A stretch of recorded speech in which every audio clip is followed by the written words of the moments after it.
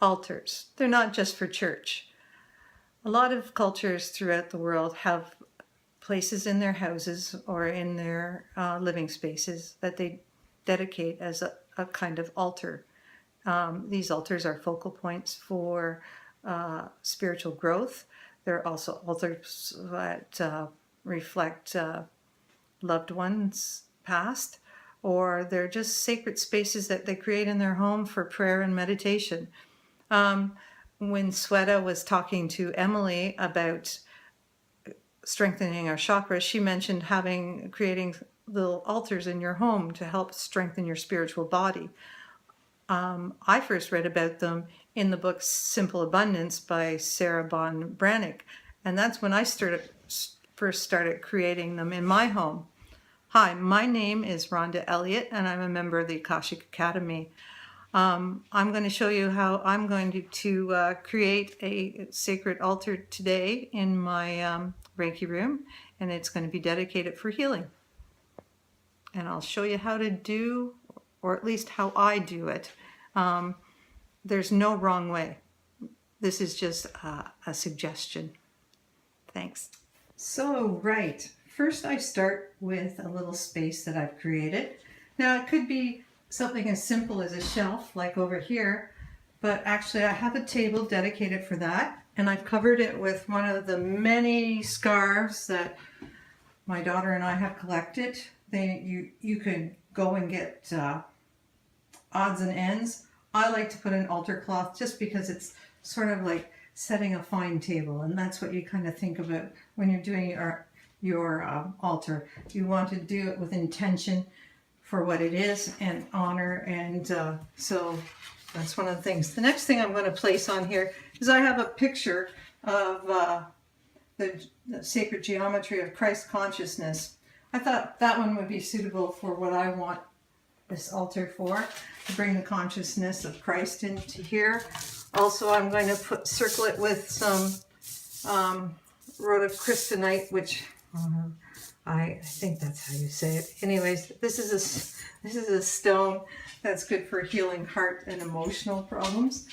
I also have some uncanite. I like to use a lot of stones you'll see in my altars, or eucanite.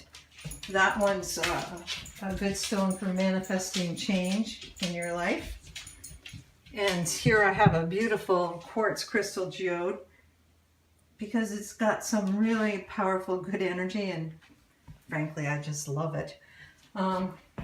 Next I have a lovely hunk of rose quartz, which will be in the center, because the center of all healing comes from your heart. Next I bring in the angelic realm by bringing in my little crystal angel, which has green wings representing healing and a healing heart with it. That just reminds me that I have friends in high places, so to speak. And I'll use some malachite as well for healing.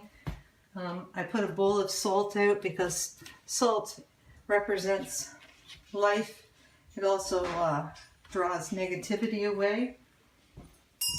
I have a little bell I put on there to clear energy in this room. And I will put a few more stones on, just because it's a great thing to I love. I'll put some sodalite on so people have ease in speaking their truth. There's some sodalite. I'll grid that out. I'll grid some more malachite out. And I'll put some more rose quartz and some aventurine and a little bit of amber for psychic protection.